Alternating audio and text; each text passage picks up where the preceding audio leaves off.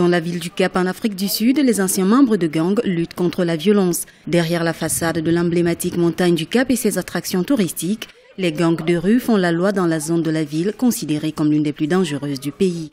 Le projet Ceasefire tente une nouvelle approche pour arrêter la violence des gangs qui, chaque année, font des centaines de morts.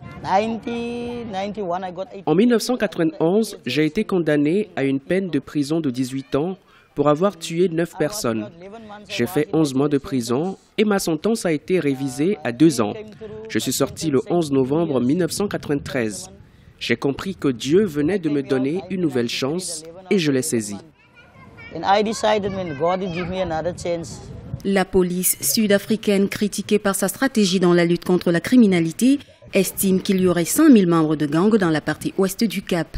Les Flats, comme ils sont appelés localement, sont nés dans les années 1950 dans le cadre d'une politique de déplacement forcé des Noirs sud-africains hors des grandes villes. Marginalisée socialement et économiquement, la région est devenue un terrain propice aux activités criminelles. Le projet Ceasefire, qui regroupe des anciens membres de gangs, axe son activité sur la sensibilisation dans les rues dans le but d'arrêter la violence armée.